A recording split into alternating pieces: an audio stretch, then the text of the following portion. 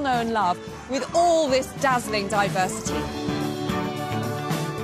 To find out, we're putting these dogs through their paces. We'll investigate how the breeds compare and reveal what makes each one unique. We'll find out what makes the greyhound the fastest breed of all. From coming out of the trap up to the first bend, they're reaching nearly 40 miles per hour. Reveal what makes these dogs such good swimmers. Oh yes, you can really see that pulsing through the water. Uncover why some dogs are so hairy and others hairless. The origin of the hairless dog may have been just to make them a bit more oven-ready. And historian Ruth Goodman will unearth the extraordinary stories behind some of the world's most iconic breeds. This is one of your ancestors, look. She's not interested in family history, I don't think. We're celebrating the dog in all its spectacular and unlikely forms. Welcome to the wonder of dogs.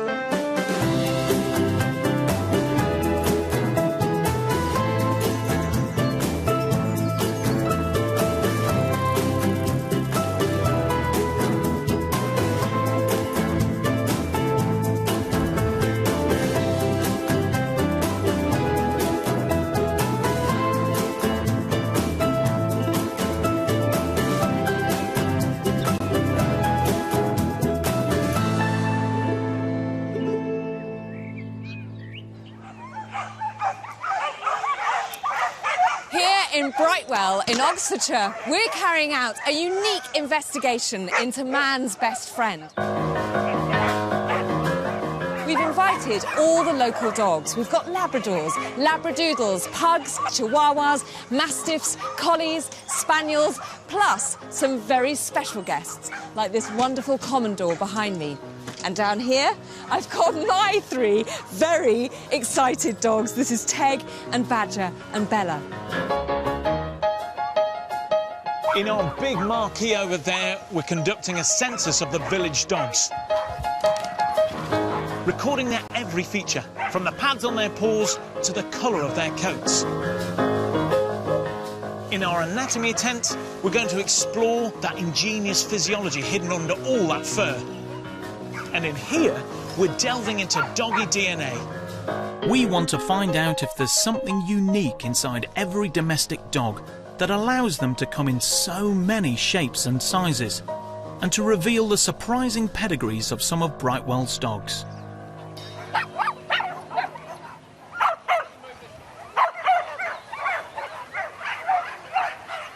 Throughout the show, we'll be uncovering how such extreme differences between dogs came about.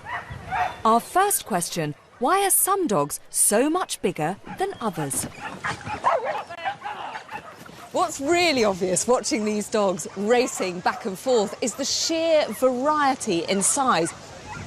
And that's not surprising because domestic dogs display the biggest size range of any terrestrial mammal, living or extinct.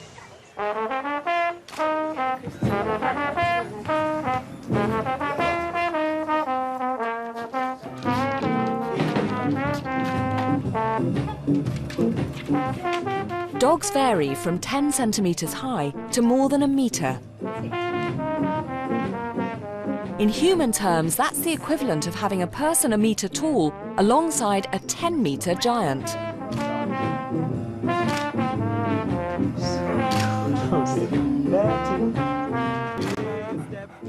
I'd like you to meet Boris here, who is one of the extreme ends of the dogs in the village in terms of size. Look at him, he's enormous. He's a Mastiff.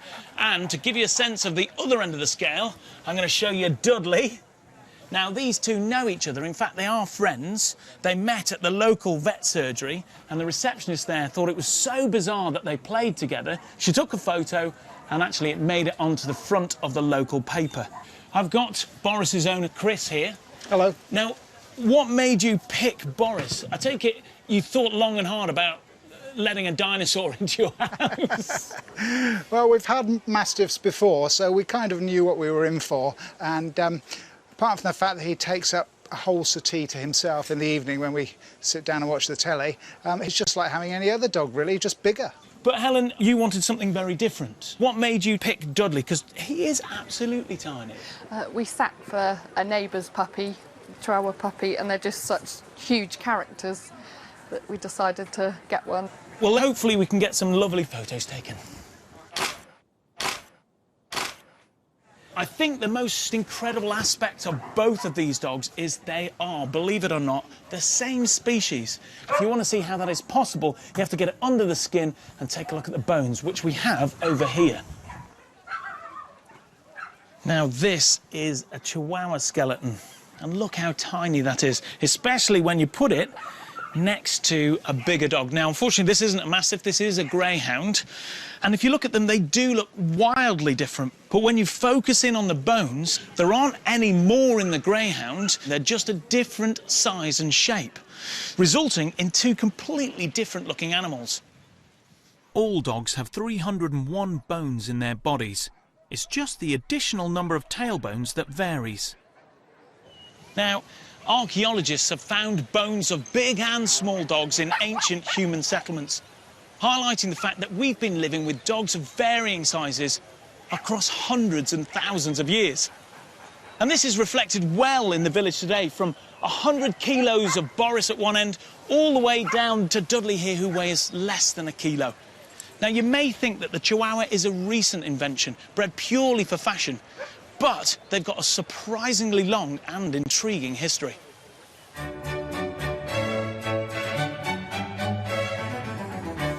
Ruth Goodman is at the British Museum to uncover the big story behind the world's smallest breed.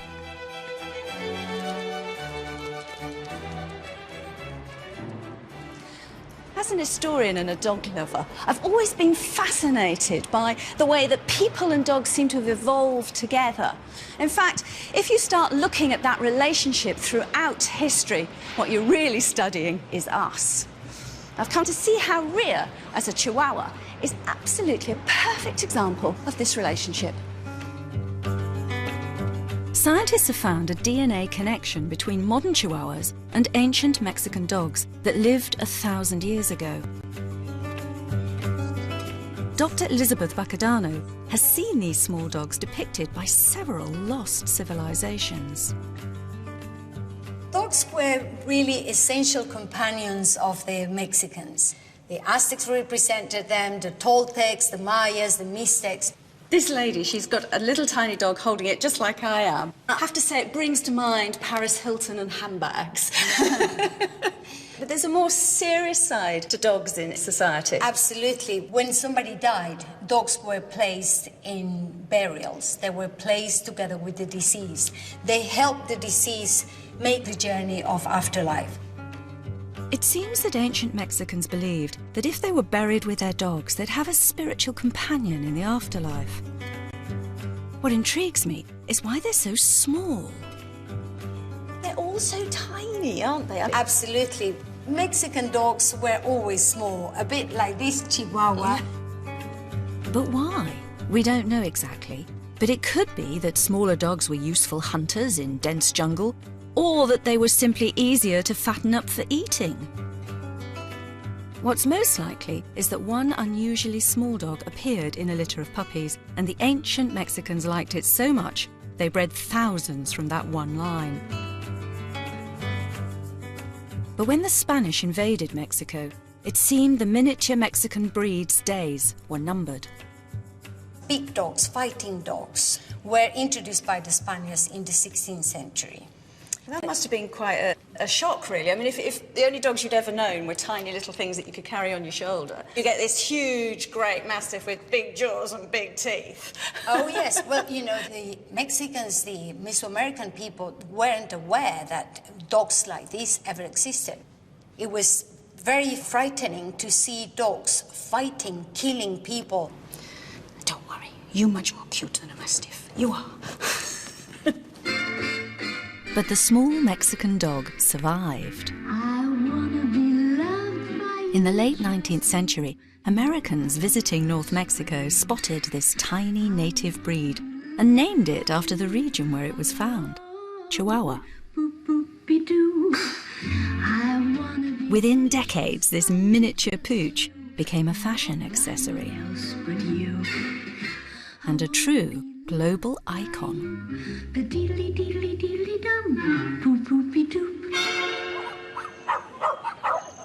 The Chihuahua's baby face may have allowed it to conquer the world, but most of the small dogs here in Brightwell were bred to work for a living.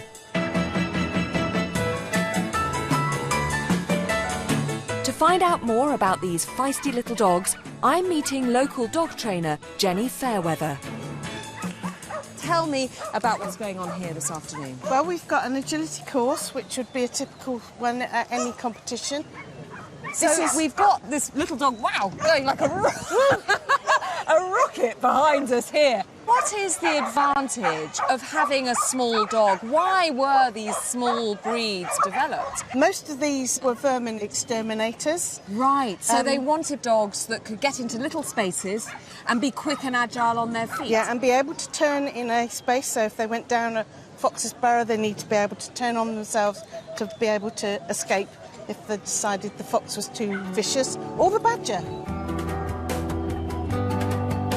The perfect example of an underground hunting breed is the Dachshund, which means badger dog in German. Their short legs and spade-like paws make them perfectly adapted to burrowing into tunnels.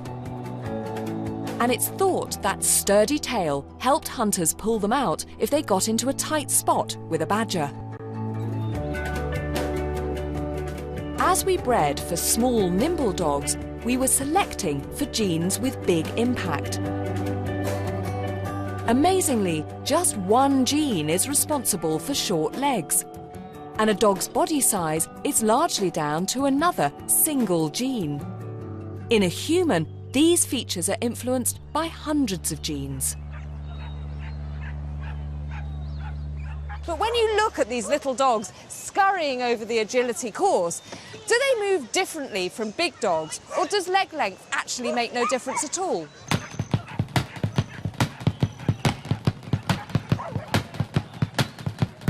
I could watch these dogs all day. It's such a lovely, fluid motion as they zoom across. The reason it looks so fluid is because dogs don't have a collarbone like humans, fixing their shoulder in place, so their whole shoulder blade moves fluidly up and down across their thorax, making their run look almost effortless. Now, the other thing they have to contend with is 4 legs. Coordinating those legs so you don't trip up means they have to have a very specific gait. When dogs are walking or trotting, there's always at least one front paw and one back paw on the ground, creating a front-back rhythm. When they start to run, their spine flexes and their back legs swing further forward. And the pattern changes to front, back. Big or small, nearly all dogs run with this same gait. But there is one dog that does run in a different way. The greyhound.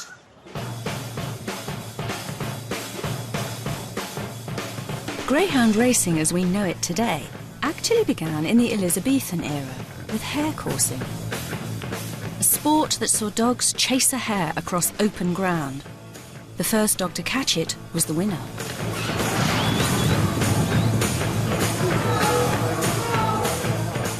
To find out how the sport and the dogs have transformed over the last 400 years, I've come to Sheffield to meet the former owner of this stadium, John Carter.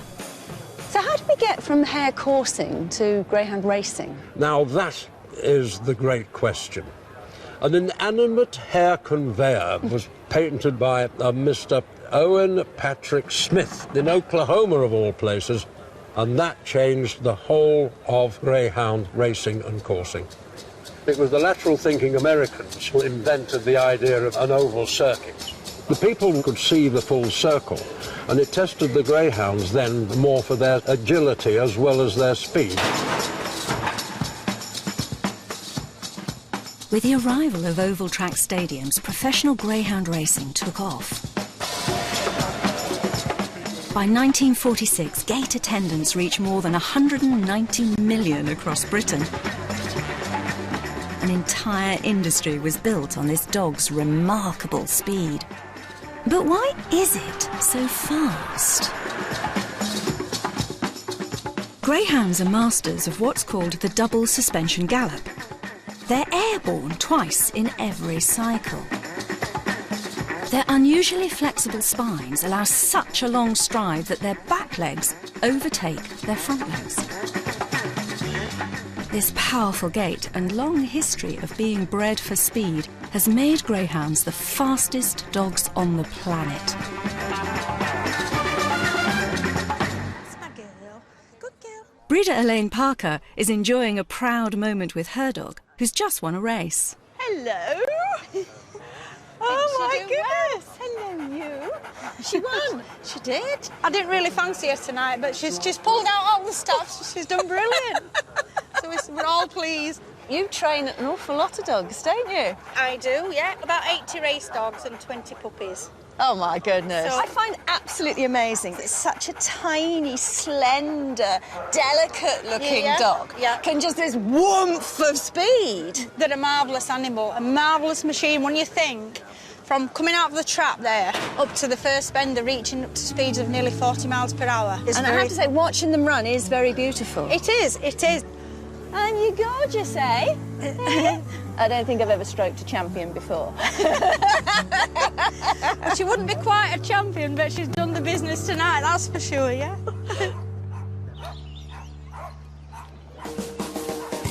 Right, so we've got Cookie, who's 9 months, Nutmeg, who's 4.5, and Tosca, who's 5. From Chihuahuas to Great Danes.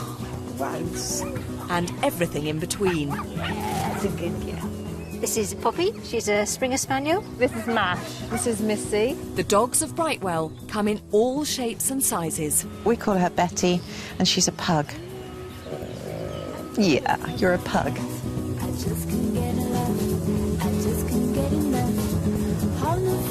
It's hard to believe that this diverse range of dogs all came from the same ancestor.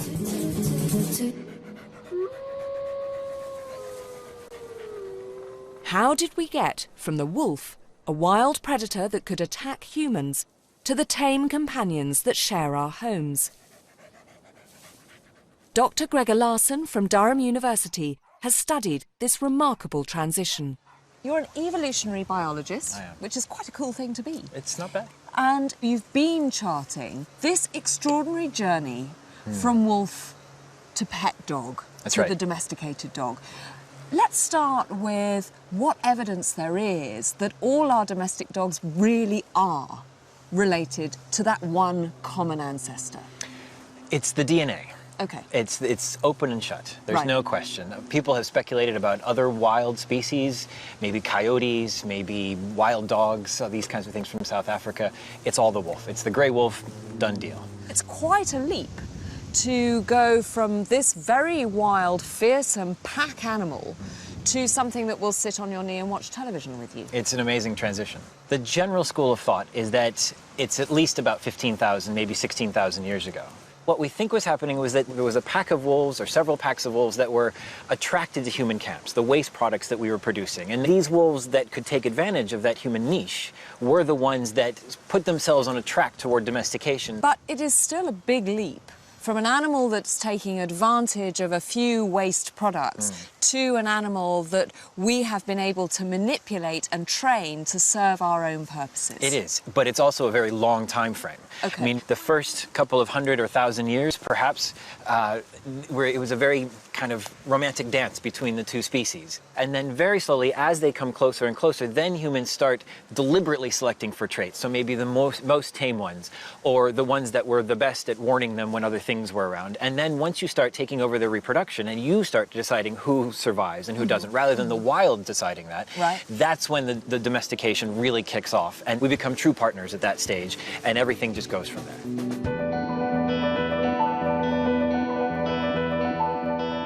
At first by chance, then by choice, we created the wolf that doesn't bite. And over the next 15,000 years, dogs followed in our footsteps as we moved into new environments. There are clues to this shared journey within their anatomy, especially in their paws.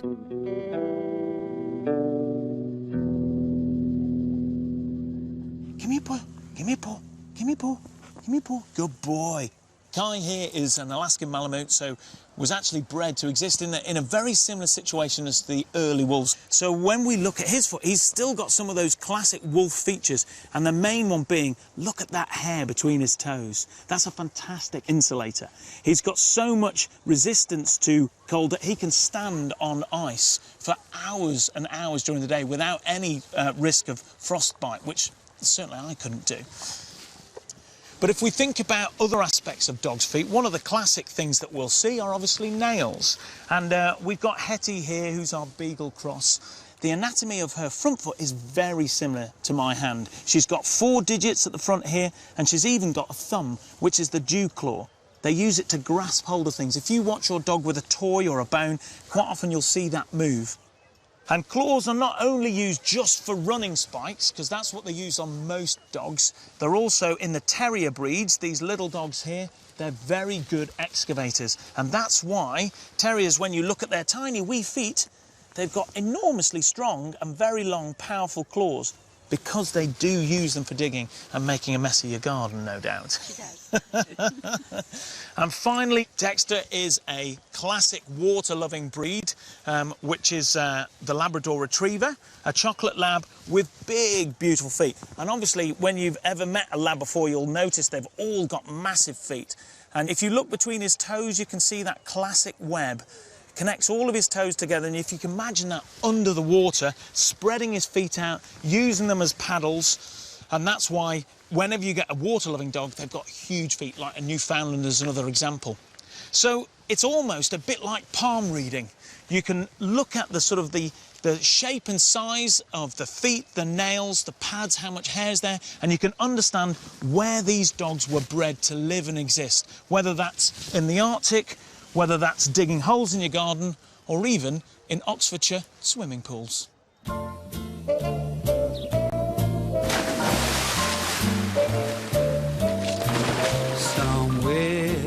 Dogs love to make a splash. But what is it that makes some dogs such great swimmers? Local veterinary hydrotherapist Emma Barnard encourages dogs to swim for exercise and recuperation. Although dogs like these don't need much encouragement. It's very interesting seeing a dog like Treacle move in the water. She seems very comfortable here. Yeah, absolutely, yeah. We tend to find that dogs will happily keep themselves fairly buoyant and afloat just using their front legs, and their back legs tend to be their driving force. So as they go to retrieve a toy, that's when they really engage their back legs. Oh yes, you can really see that absolutely. Punching through the water. And is the tail a useful tool Yeah, for they them use as that well? as a rudder, so for helping him steer and manoeuvre around the water. You can see that they really splay their toes out. Yeah, and she's using her feet very much like paddles, isn't absolutely, she? Yeah.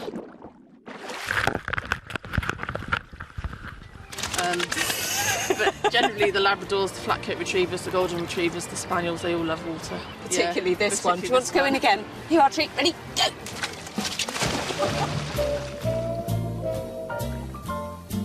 Unlike cats, most dogs love water. And we've selectively bred some dogs to be strong swimmers to help us retrieve game from water. But breeds with squat bodies or long backs often find it difficult to swim. But there's one breed that's a particularly accomplished swimmer, and it's not the first one that would come to mind. I've come to Surrey to meet one of the hardest working breeds in history.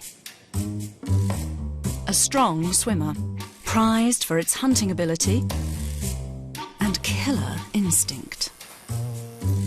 The poodle. This one's called Breeze, and isn't he lovely?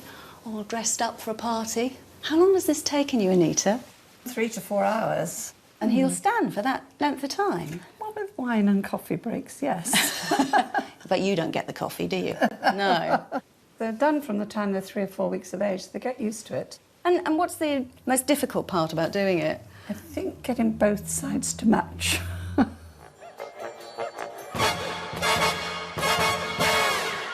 The poodle is often best known for its distinctive style. But this breed's first role made an even bigger splash. The poodle was originally a hunting dog, bred to retrieve waterfowl and other game from rivers. And that has shaped the classic poodle hairstyle. This is a really practical cut as well as a decorative. With up to 2,000 tassels that can grow to more than 1 metre, they need regular trims. And some serious washing.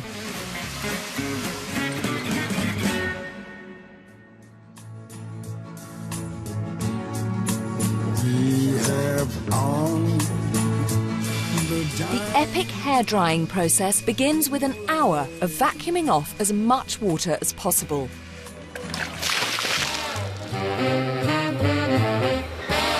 It's too darn hot. Next, 3 hours under the hairdryers. I'd like to sup with my baby tonight.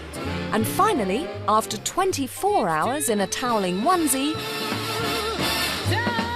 we have a clean, dry dog.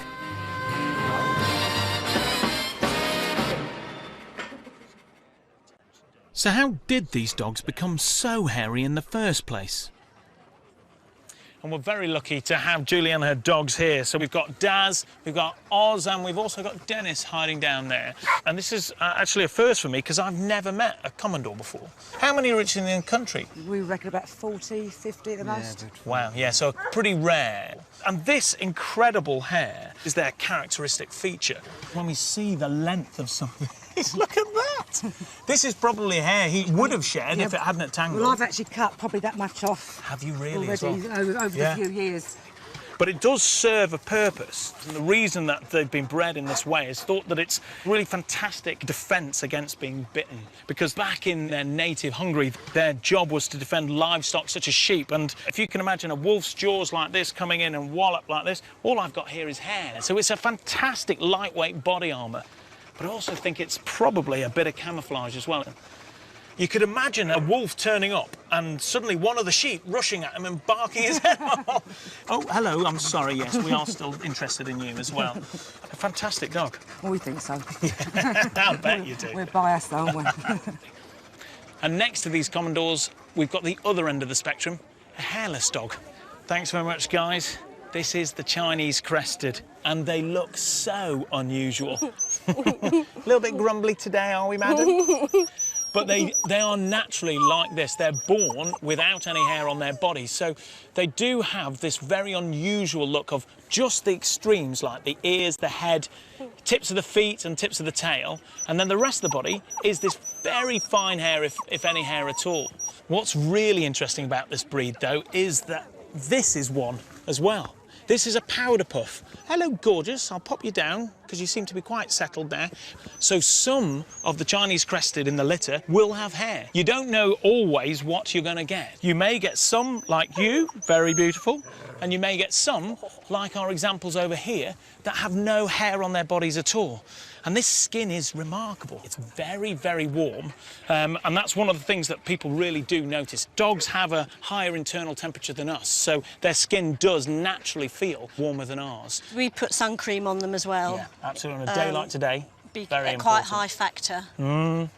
Now, the origin of the hairless dog may have been just to make them a bit more oven ready, because we believe that they were hairless because they were good to pop into the oven, which is a bit of a gruesome thing. Well, I've been told that the reason that they had them to be hairless because they were given to princesses as hot water bottles in their day. That's a much nicer story than the one I've heard. So. They are bed warmers because mine do actually sleep in the bed and on the bed with me, and they are wonderful. They are the most beautiful breed to live with. Yeah, thank you very much. From curly hair to smooth, thick to wiry, dog coats vary enormously. And since the dog genome was decoded 8 years ago, we found out that just 3 genes control 95% of this diversity. But it's not just the type of hair. Another 3 genes also control the underlying colour of the coat, including one of the most prized colours, a coat of gold.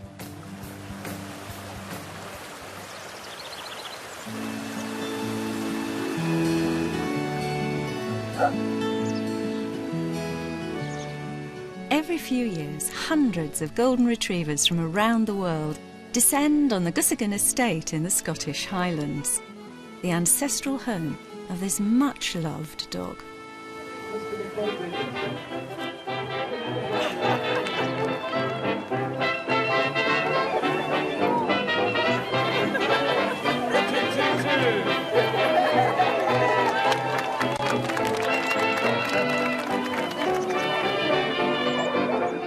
It was here in 1865 that Lord Tweedmouth set out to produce a new breed of hunting dog.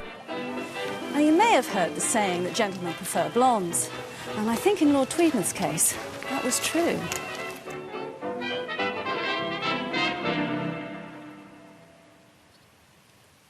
Lord Tweedmouth wanted a golden-haired retrieving dog, so he set about creating one. He started with a puppy called Nouse, a yellow puppy from a litter of black retrievers. Then he crossed him with a Tweed Water Spaniel, a breed that's now extinct.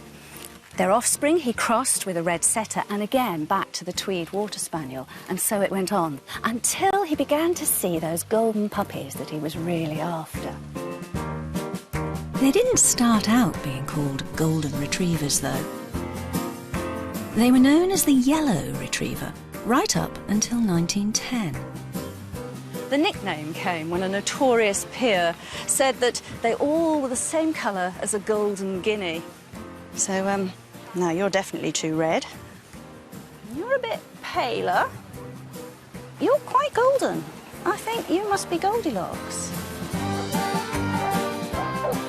Amazingly, every golden retriever in the world is descended from the original dogs of the Gusigan estate. A classic example of the power of selective breeding.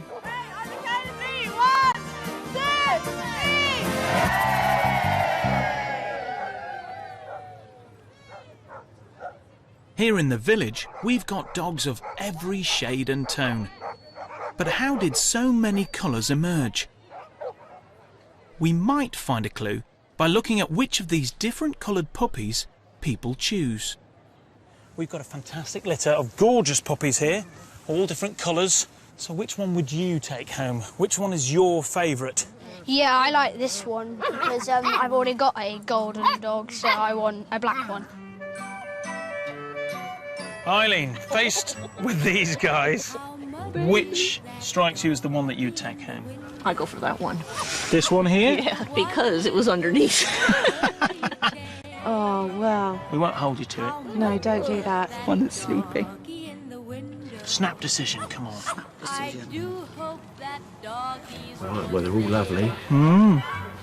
I like the colour, and I think it's curious. Very good. It might be that one in the top left corner. This one here? Yeah. I like the colours in its face and back.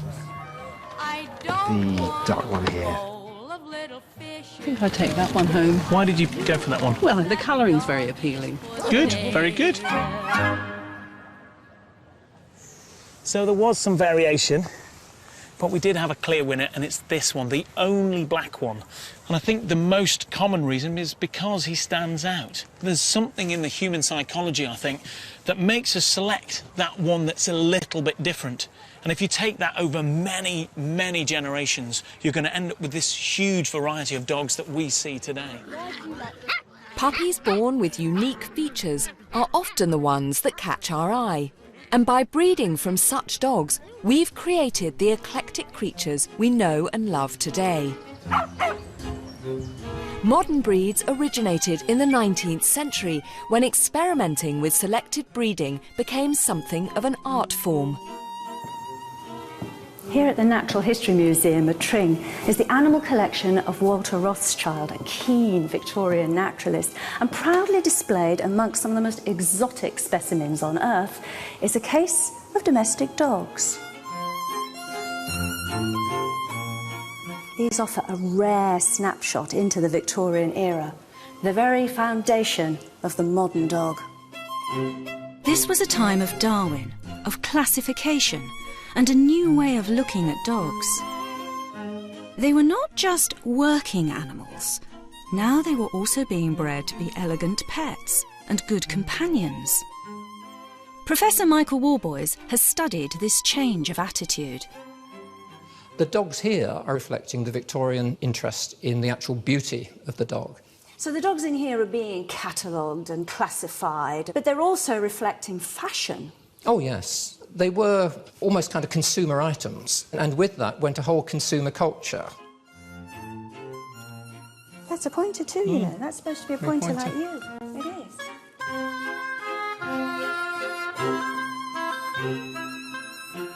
So is it true to say that the Victorians were the fathers of the modern dog show?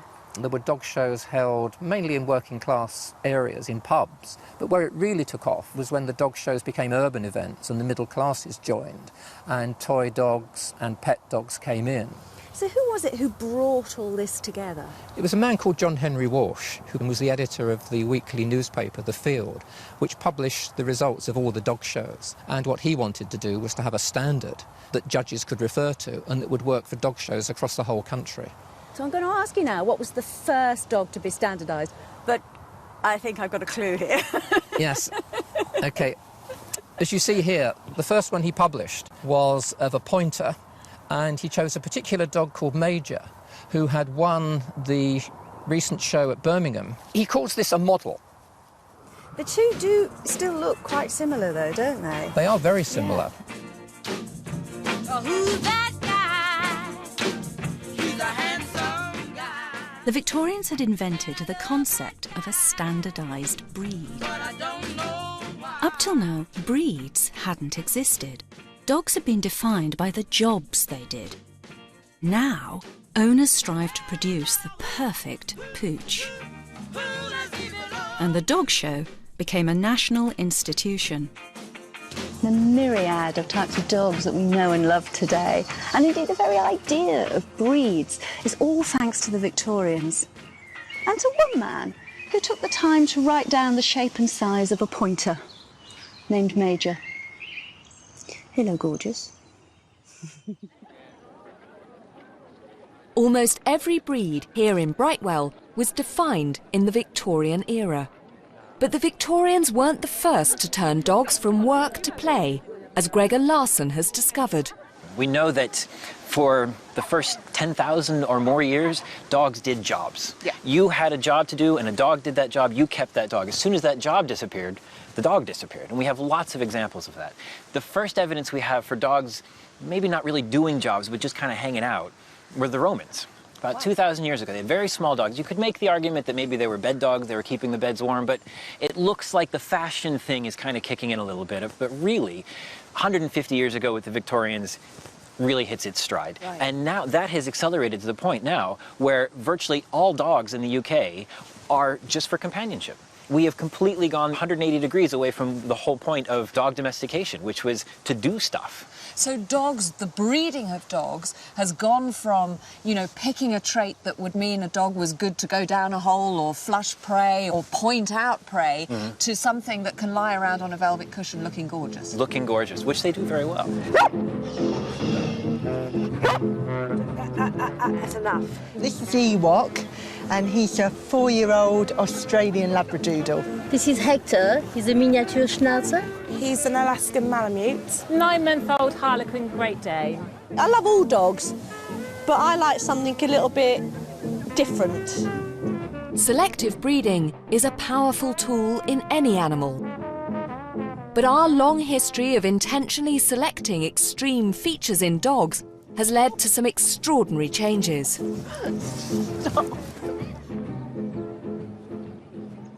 We can see just how much they vary by looking under their skin, at their skulls.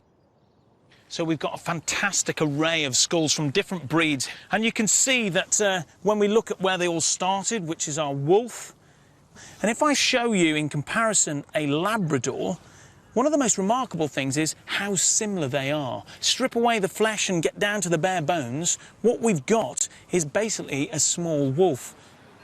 This ancestral wolf-like appearance that's still visible in some breeds has been radically changed in many others.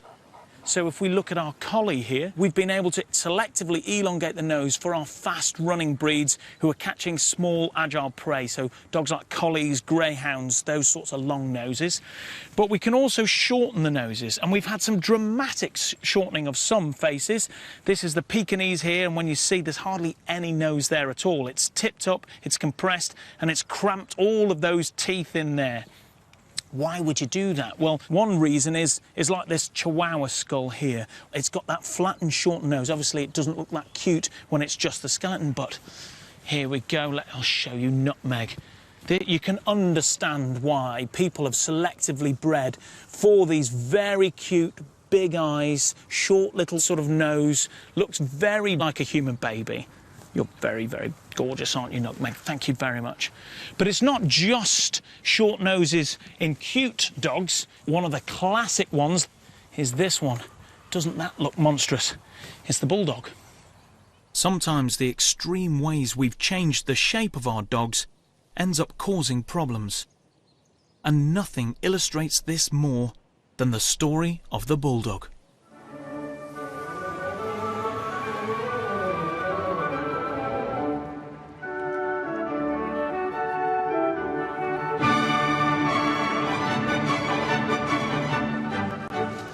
Here on London's South Bank to find out how that most British of breeds, the bulldog, got its name. The story starts back in Elizabethan times when here in the back streets of Southwark, large raucous crowds gathered, hungry for entertainment. And I'm not talking Shakespeare.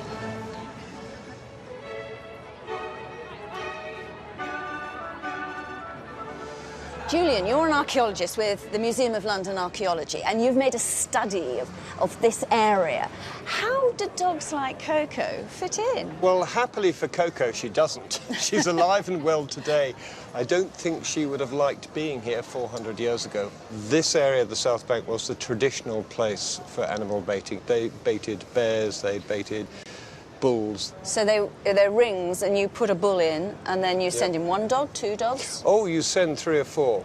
Are there any contemporary accounts of what it was like to actually be at the bull baiting? There's a very good one by John Evelyn, the famous diarist, that you might like, from the 16th of June, 1670. Oh, my goodness. One of the bulls tossed a dog full into a lady's lap as she sat in one of the boxes at a considerable height from the arena. So it must have been extremely violent. It was very bloody, not only in the arena, but the poor lady sitting up in the boxes who gets a dog carcass on her. It's hard to really see that as entertainment these days, It is, isn't it? but yes, it was a very popular afternoon out. So it was dogs like Coco, then, who were baiting these bulls? Well, not really. Today's bulldogs are really rather a different breed. Our excavations have uncovered the kind of dogs they had, and they're very, very different. It's a very typical Elizabethan Mastiff. It's a very big, powerful brute that's actually about twice the size as Coco. It is completely different, isn't it? I mean, particularly the snout here. I mean, a modern bulldog has a much, much shorter muzzle. It's completely different, yes. So this is a real Elizabethan bulldog skull. What do you think, Coco? This is one of your ancestors, look. She's not interested in family history, I don't think. In the Elizabethan era, a bulldog was any kind of dog used to fight bulls. It wasn't until the Victorians that a single breeding line was defined, and the bulldog became a show dog. Over the next 150 years, we exaggerated its defining features by selective breeding. The nose was made shorter, the jaws wider, and the back of the body smaller. The bulldog turned into a caricature of itself. In time, the bulldog became a real symbol of the British fighting spirit. And in World War II, became synonymous with Winston Churchill, which is ironic, really, because Winston never owned a bulldog. He had a poodle called Rufus.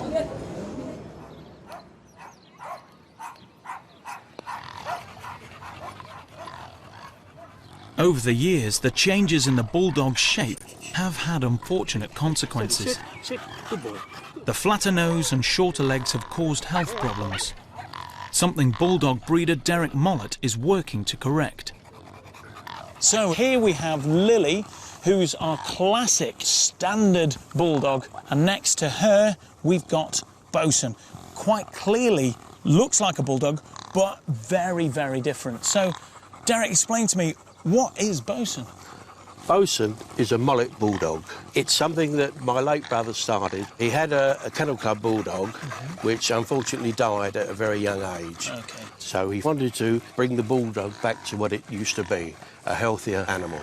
What sort of traits have you been trying to breed back into the bulldog? Well, we wanted more length in the leg, Yeah. and also a little longer muzzle. Yes. Lily, as you can hear, has got that classic narrowing of her airways, which comes along with this concertinaed face. And, you know, this noise that she's making, she's really struggled with the heat today. Exactly. Whereas he is, you know, he's panted like a normal dog, he doesn't make any excessive noise, and he's been able to sort of cope with the conditions. Exactly. So how did you go about changing from this to this? Well, obviously we had to use other blood, Yeah. and we've used the bull mastiff and the staff. Right, yeah. And, you know, this is the result. So you're breeding again, like they did originally, they're breeding for performance. Like a good, healthy family pet that can be taken for a nice long walk and not have to be carried home.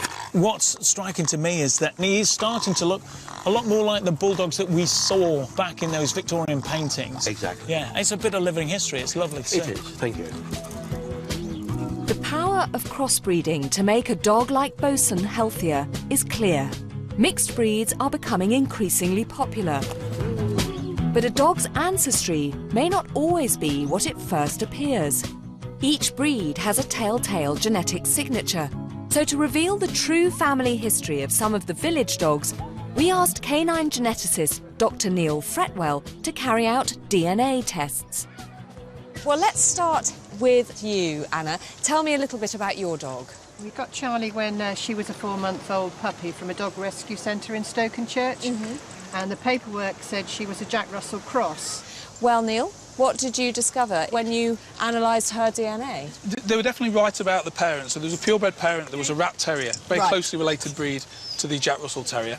However, on the other side of the family tree was a grandparent that was a German Shepherd. What? And I think you can see the saddleback a little bit here with the black coloration. Right. Which is just coming through, but it's much more diluted than the normal German Shepherd. But also the ears, of course, are characteristic. But you're getting the size from the Russell Terrier, obviously taking that down to the medium-sized dog you're seeing there. Wow. Are you surprised? Yes. Yeah, really. But if we now go to this dog, who's this? This is Bertie. Hi, Bertie.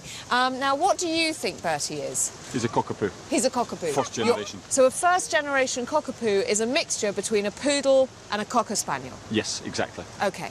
And that's what you bought? That's what we bought, yes. Did he? So when we tested Bertie, what we found was definitely first-generation parent poodle. Yeah. But on the other side of the family tree, we found an English Springer Spaniel, not a Cocker Spaniel. So not a cockapoo at all, in fact, but a Springer poo. Is there such a thing? Well, it is an unusual name, but yes, it's not something we were aware of. So the only hint of the Springer Spaniel is in the chest of Bertie. You can see a little white chest flash. Yeah. That's obviously consistent with the English Springer Spaniel. Oh, right, I see, right, Giving OK. you that. Yeah. He's a very good-natured dog, so as regards to the dog, no complaints, thank you. Now we come to my two, both rescue dogs, both most definitely mongrels. Let's start with Bella. Belle, come here. Let's go. Now, this little dog, we think that she is almost certainly border, maybe with something like a Lakeland. Well, one of the parents was a purebred, the purebred Parson Russell on one side. Right. The other side was a Border Terrier cross. Was a Border Terrier cross. There's a little bit of Australian Shepherd way back at the great-grandparent level as well, but you're not seeing that. So actually, although she hasn't shown any sign of being a brilliant sheepdog yet, that might be a latent ability that she has. Potentially. Belle, we're going to have to practice on the sheep at home. Right, now let's get to my little boy. Now, Badger is a complete mystery. Some people think that he must have collie in him. My neighbour, a vet, thinks he's Parsons Jack Russell crossed with Lurcher. Can you reveal his true roots? Certainly, yes. So Badger actually had a parent that was a Russell Terrier, again. Right. So you've got Jack Russell. Some of the guesses were right there. Yeah. But also on the other side of the family tree, we found a grandparent that was a Cavalier King Charles Spaniel. No way! Badge! You're royalty! I'm a bit disappointed. I thought he was a proper kind of working class, none of this sort of namby-pamby royalty. The long hairs, you've got to come from somewhere. And Yes. so, obviously, that's quite consistent with having a long-coated Russell Terrier on one side of the family tree, and then the long hair from the Cavalier on the other side. But there's a lot of mixed breed on his bit, isn't On that side with the Cavalier, definitely. Badge, I think we just have to accept that you're 100% proper mongrel, and I'm delighted by that. Neil, thank you very, very much indeed. It's a delight.